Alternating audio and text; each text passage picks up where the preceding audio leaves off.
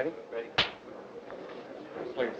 Julie, I have seen your pictures so many places, and I have read so many words about you. You know, you drive press agents and interviewers absolutely into a frenzy, trying to think of words and phrases to describe you.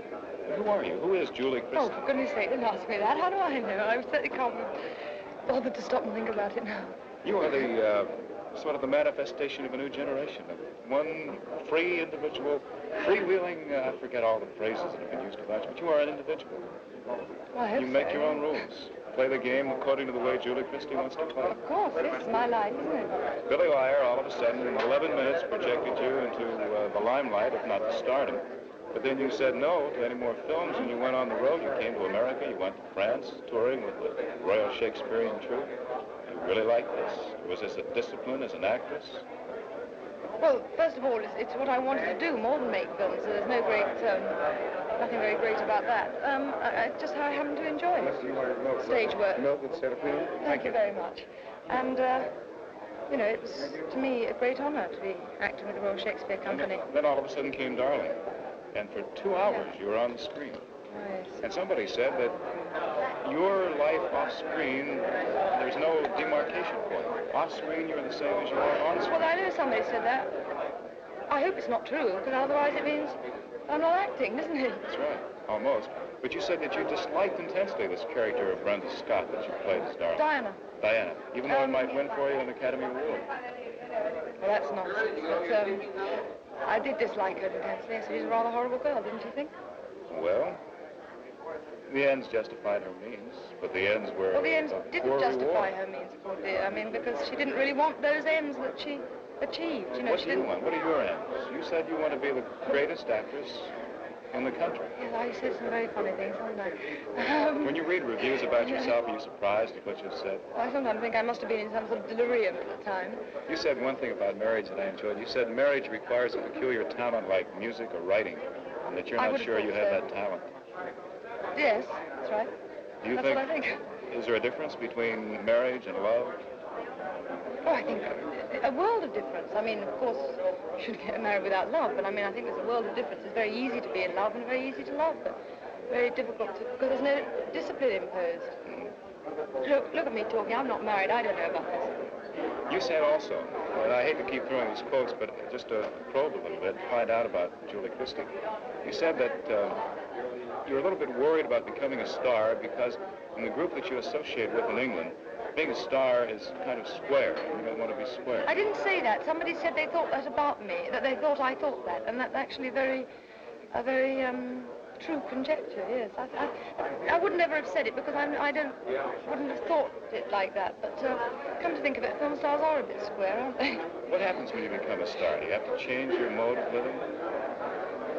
Well, you have to accommodate your mode of living to the lack of privacy, the lack of time to think, that you suddenly find yourself lumped. You have no privacy.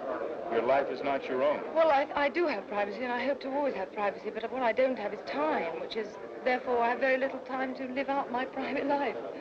If you ever look at your reviews and look at the things that people have said about you, and you've been beautifully complimented on your picture, Darling, and on your present Dr. Zhivago, do you ever wonder, gee, is that really me? Am I really the Julie Christie that I see on the screen in real life?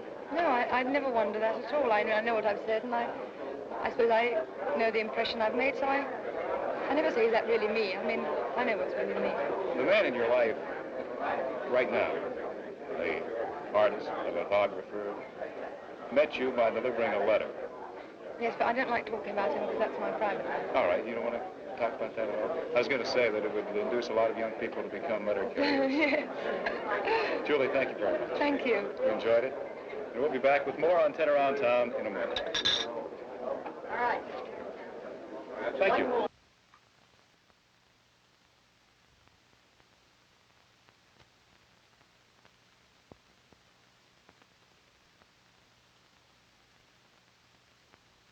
Yuri Christie, take one. Julie Christie, we're here for the opening of the door. False start. Julie Christie, we're here for the opening of Dr. Zhivago, which we haven't seen. We'll see tomorrow night. We're at the Americana Hotel. I guess your life has changed considerably in the last few years, huh? You're kidding me. Is it fun? Is it frightening? Are you frightened at all of what's ahead? Because there's great success ahead for you. The only thing I'm frightened of is when I think a film actress's life is very short. I'm just wondering what happens when I sort of can't play little girls anymore.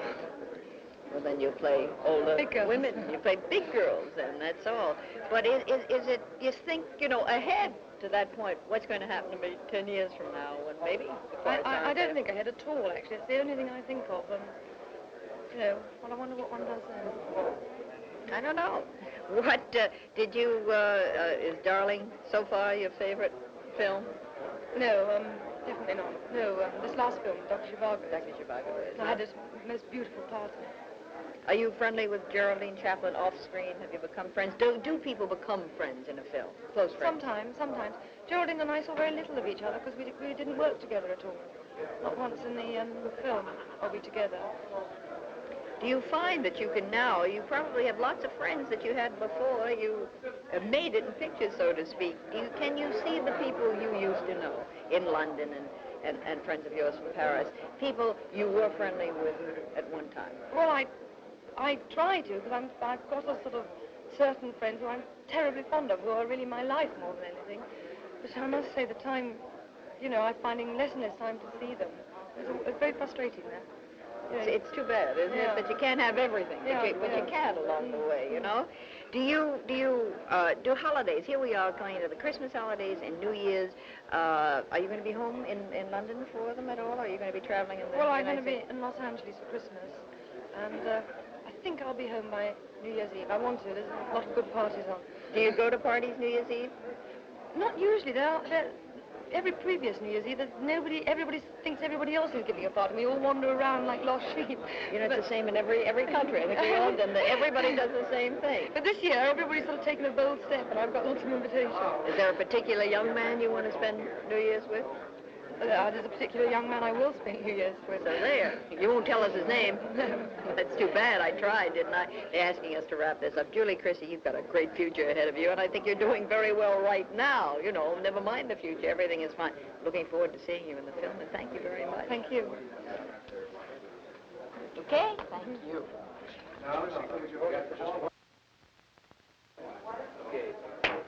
One moment.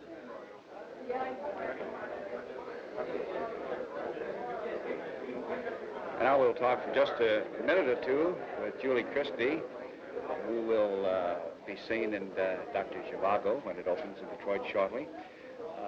Miss Christie is anxiously awaiting, I'm sure, the reviews of the movie that opens in New York tomorrow night. Are you nervous about it, Miss Christie? No, I want to see the film too much. I'm dying to see the film. I'll get nervous about it when I read the reviews. I'm trying to put myself in your place, and I think I should be terribly nervous about it after all of the raves that the columnists have given you. And Omar Sharif, when I talked to him 2 or 3 weeks ago, he said, this girl is so great that she must win an Academy Award nomination for her performance. Well, I just don't believe any of it, so I don't expect anything. Well, this is a wonderful philosophy. If you don't build yourself up for something, then there can never be a terrible letdown, can there? No, well, I think I'm a bit cynical, actually, about it all. How do you like the USA as compared to your home country? I love New York. I think it's a marvelous place. There's everything for every taste, and it's lovely. But I wouldn't like to stay here too long. I think it's perhaps one could get too spoiled. Well, London has many things to offer, too. Yes, but it's not such a box of delights. It has things to offer, but not... you've got... Everything is most beautiful here. You've got one of the most lovely music, Museum of Modern Art. Marvelous music. Everything is, for the senses, is perfect. But don't you think that the actress or actor has a better opportunity for doing legitimate theater in England than he does? Theatre is the only thing I think that probably is better in England. At the moment, it'll swing round, but at the moment I think it's a bit more lively in England. Well, I love your country, and I'm glad you love ours, and I see the man says that we are running out of film. Thank you for talking. Thank you. It's nice. real pleasure for seeing the picture around so long.